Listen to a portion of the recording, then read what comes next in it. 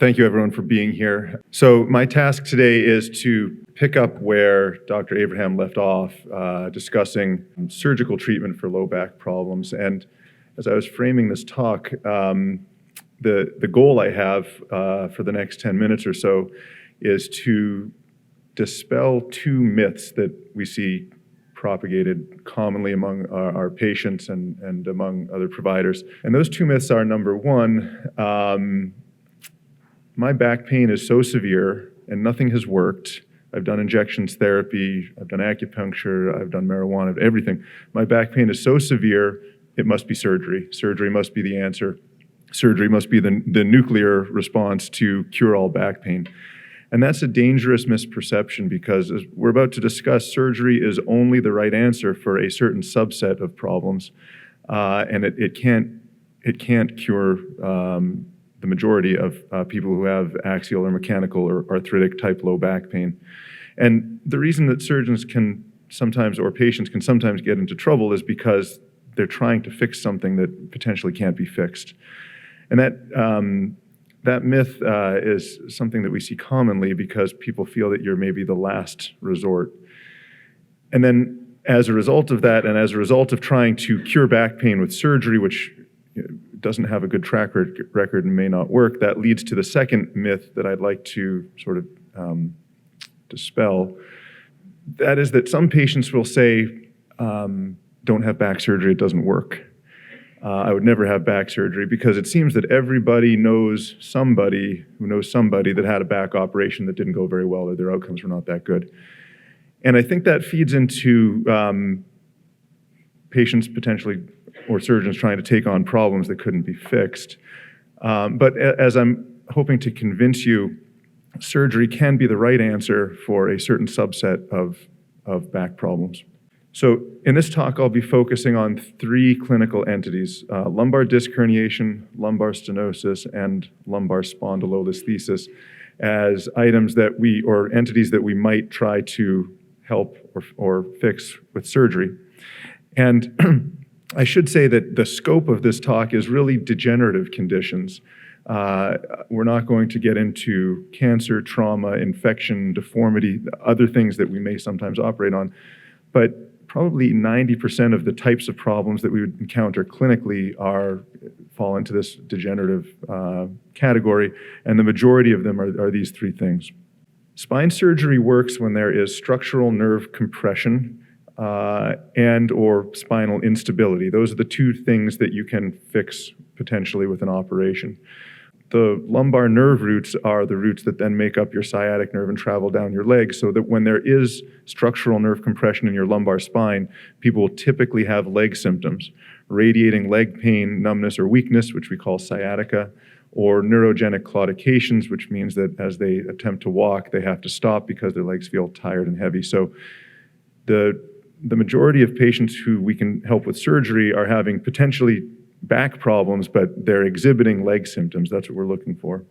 So first, lumbar disc herniation. The disc is a unique structure within the body. There is an outer ring called the annulus fibrosus, and then an inner portion, which is a soft and squishy shock absorber called the nucleus pulposus. And there's a poor blood supply to the disc, so that once it's injured, it doesn't really heal particularly well.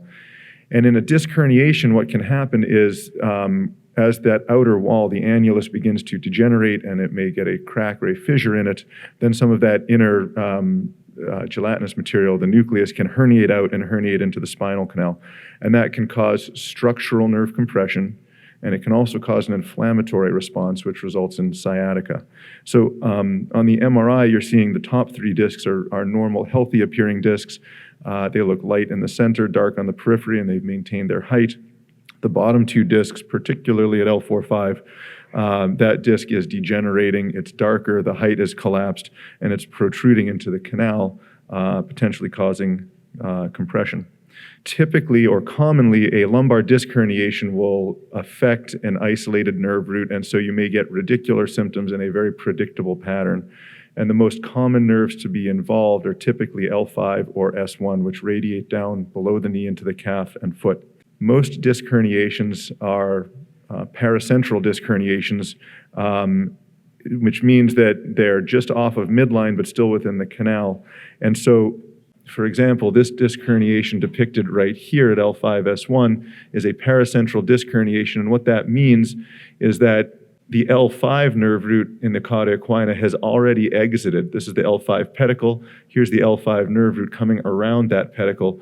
So an L5-S1 disc herniation that's paracentral will typically miss that exiting nerve root, and it will typically affect the traversing nerve root, which in this case is S1. So the L5-S1 disc herniation affects the S1 nerve root. The common levels to have disc herniations are at L4-5 and L5-S1, so that's why if the disc herniation is here, it affects L5 before it exits. If the disc herniation is here, it affects S1. Occasionally, about 5% of the time, there is a disc herniation that's in an atypical location, which is out in the foramen. Out here, this is a intraforaminal or far lateral disc herniation. Those are quite a bit more rare, and those would actually contact the exiting nerve root because of their location. The treatment for this is initially conservative management, and that's true for all of these degenerative conditions. There are only a couple of circumstances in which you would rush to an operation before trying some conservative management. In the degenerative setting, if, for example, there is an enormous disc herniation that is really crushing the lumbar nerve roots, you can have an emergency situation called a cauda equina syndrome, where they have lost function in their legs, motor sensory function, and potentially lost bowel and bladder function as well. That's a surgical emergency. You'd rush to the operating room. But short of major neurological deficits, patients who are having exquisite sciatica type pain, but without a major deficit, you would try conservative management first, physical therapy, anti-inflammatory medications, potentially an epidural steroid. And for patients who are not doing well, then you would go to surgery. And in this case, it would be an operation called a microdiscectomy. That's a procedure that's done from the back, very small incision, minimally invasive. It's typically a day surgery, takes about an hour. And in that operation, the nerve roots are gently retracted out of the way to expose the herniated disc, and the herniated material is removed. Entity number 2 is lumbar stenosis. Lumbar stenosis means that potentially circumferentially, the nerve roots in the lumbar spine are being compressed, and most commonly it is because of a ligament that lies within the spinal canal called the ligamentum flavum, which with degenerative changes can hypertrophy or overgrow, causing nerve root compression. You'll also have overgrowth of the facet joints and the intervertebral disc from the front. All of these things circumferentially can compress the nerve roots and result in nerve root compression. And this is less typically in a radicular pattern, 1 or 2 nerve root distribution. It's more generalized leg pain, neurogenic claudications. In the MRI on your right, that's a cross-sectional view. So imagine we're standing at that patient's feet, slicing like a loaf of bread so we can go straight up the spinal canal. And outlined in yellow is the spinal canal. The dots are the nerve roots and the white is spinal fluid. And the cross-sectional image on the right is a normal spinal canal. And you can compare that to the cross-sectional image on the left, which is stenosis. That area for those nerve roots is significantly compressed. And this is typically a slow and chronic process. You can imagine if that type of nerve root compression happened abruptly, people would have a neurological deficit. But as long as it happens very slowly, people can usually tolerate it until it gets fairly significant. Again, these people should try conservative management first, physical therapy, anti-inflammatories, possibly an epidural. But when things aren't going well, then we may decompress those nerve roots. And the traditional way of doing that is an operation called a laminectomy. The lamina is the roof of the spinal canal, so an approach from the back, gently separating the muscles so that we can see the back of the spinal canal, and then unroofing it by removing the lamina. That allows us to gently reach in and take away the ligament on the inside called the ligamentum flavum and any other bone spurs or osteophytes that may be causing problems. The goal is to make this MRI, where the nerve compression is quite significant, look somewhat like this again, opening up space for the nerve roots. The last thing I want to touch on is a condition called spondylolisthesis. And spondylolisthesis means instability or slippage of one vertebral body on the next. It comes in essentially 2 flavors. The more common type is a degenerative spondylolisthesis. And in that condition, there is degeneration within the disc space, degeneration within the facet joints, and that allows things to gradually loosen with time. And then one vertebral body slides forward on the next. And as you can see in this image, here is the L4 vertebral body, the back of the L4 vertebral body. Here's the L5 vertebral body, and there's this significant step off right here.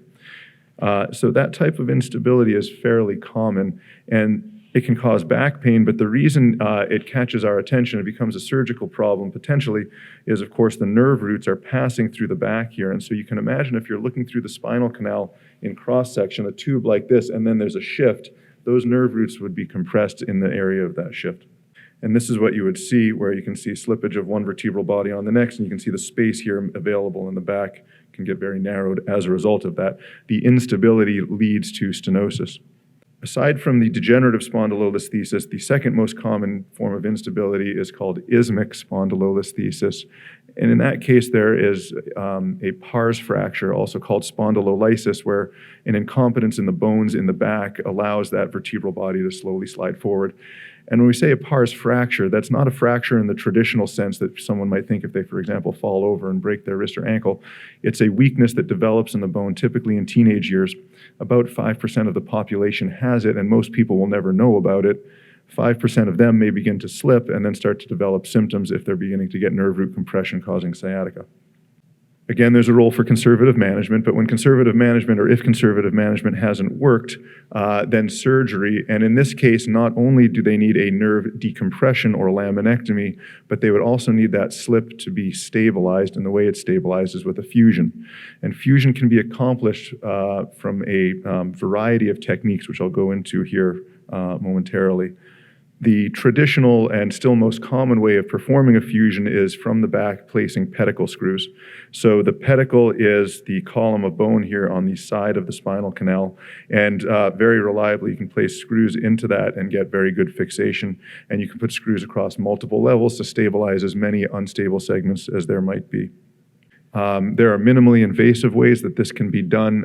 Depicted here is a percutaneous technique where using X-ray guidance and small poke hole incisions through the skin and neuromonitoring, you can place those screws without doing a big open incision. And there's also a minimally invasive screw trajectory called cortical screws. This is relatively new, and the difference is that the cortical screws don't quite go down the pedicle, they go through the pars. You can see depicted here. So these are traditional pedicle screws. They have sort of an out to in trajectory down the pedicle. And these are cortical screws. They have more of an in to out trajectory. And although that difference might seem trivial, you have to imagine that someone has a significant muscular soft tissue envelope here. So in order to be able to put screws from out to in, you actually need a fairly big exposure to get the trajectory. But if you're starting in the midline and working out, you can actually do these fusions through a very small incision. And the fixation for these screws, both techniques, is excellent. There are interbody fusions, which means performing a fusion through the disc space with a cage and bone graft. So in addition to pedicle screws, you may put cages in from the back, a posterior lumbar interbody fusion, or PLIF, depicted here, where you might put two cages in along the apophyseal ring with bone graft, or a TLIF, which is my preferred technique, where a single cage goes, you take down the facet joint, and then you can access the disc space either with a banana-shaped cage like this or with a bullet-shaped cage. The cages can be made of a specialized plastic called peak polyethyl ether ketone. They can be metal or metal coated, which allows for bone on-growth onto the cage and as a supplement to fusion. And there are expandable options where you can put a cage in that's very small and then expand it almost like a car jack to open up the disc space, which allows you to negotiate when there's scar tissue or nerves in the way, but also allows you to create some correction of a collapsed disc space. Another technique is an anterior lumbar interbody fusion, or ALIF, which is done through the abdomen. Typically, we have an access surgeon, either a general or a vascular surgeon, to help negotiate the great vessels that are in the way. But you can put a very large cage within the disc space for fusion by that technique as well. There are newer minimally invasive techniques for interbody fusion where you approach from the side, so a DLIF or direct lateral interbody fusion. Sometimes this is called an XLIF or extreme lateral interbody fusion. These are X-ray guided through small incisions on the flank that go through the psoas muscle, so they're retroperitoneal. You don't have to contend with any of the abdominal contents. And then by going through the psoas muscle, you can access the disc space from the side and get a very large cage in as well. And these cages come in different shapes and sizes, so you can correct or build in more lordosis or curvature into the spine, so you can use them to help correct deformities, or you can use them to help supplement your fusion. But because as with fractures, spinal fusions tend to happen in compression. The disc space is the biologic or biomechanical area of compression. Bone graft is what allows the fusion to happen. So all of the hardware that we put in is designed to hold everything in position so that it can be stable. But then the bone graft and the body's natural healing is actually what allows the fusion to occur. And there are three goals that a good bone graft should accomplish. One is that it should be osteoinductive, which means that it should stimulate the native cells in that area to wake up and begin forming bone. Osteoblasts are bone-forming cells. So we can stimulate osteoprogenitor cells to become osteoblasts. It should be osteogenic, which means that the living bone cells in the bone graft can then contribute to the fusion itself. And osteoconductive, meaning a scaffold through which new bone can form. It comes in different types. Autograft means bone graft that's taken from the patient, either harvested from their pelvis, their iliac crest, harvested from the laminectomy. When you've removed some bone to decompress the nerve roots, you can then reuse that bone for the fusion, or potentially bone marrow. Allograft is cadaver bone, which is sterilized and then reused. And then there are synthetic options as well to supplement. So I'm going to finish with the SPORTS trial. SPORT is an acronym for Spine Patient Outcome Research Trial. And these studies were done approximately 10 years ago, and this is probably the most important literature within spine, and therefore the most important literature within orthopedics in general. This study involved thousands of patients across multiple sites in the country. And it followed patients who were having either surgery versus conservative management for lumbar disc herniation, degenerative spondylolisthesis, and lumbar stenosis, the three entities that we just talked about. And in fact, although I'm presenting this backwards, I built this talk and the topics that I wanted to talk about off of this study. What this study did was it took people who had tried an initial course of conservative management and weren't doing well, and it randomized some of them into having surgery for that condition, the surgeries that we just described, and some of them having continued conservative management. And the findings over long-term, 2, 4, and 7 years, was that patients with lumbar disc herniation, degenerative spondylolisthesis, and lumbar stenosis who had failed initial conservative management did better with surgery than with no surgery. So to circle back to that first myth or the second myth that I had talked about, patients have a perception that spine surgery doesn't work. Well, spine surgery works very well if you do a well-executed operation for the right reason. And if you don't believe that, then on a personal anecdote, this is my dad, and he is leaving the hospital less than 48 hours after his lumbar fusion. This was a couple of years ago. My boys are much bigger now. But he had lumbar stenosis, spondylolisthesis. He's given me permission to use his image up here. And he had sciatica, he had neurogenic claudications, and he's very physically active. And he reached a point where he couldn't walk long distances, couldn't chase my kids around, significantly impacting his quality of life. He tried some injections, et cetera, and it hadn't worked. Ultimately, he had a 1-level laminectomy and fusion, and he did very well. His leg pain has largely gone away. His walking capacity is no longer limited, and he's able to chase my kids around, and he's done very well. And remarkably came out of the hospital very quickly. I went to visit him on the second morning after surgery, and he said, "Take me home." That's my talk. I hope I've been able to convince you that spine surgery can work if it's done for the right patient and the right reason, but also that spine surgery is only really appropriate for a certain subset of people with back problems. Thank you.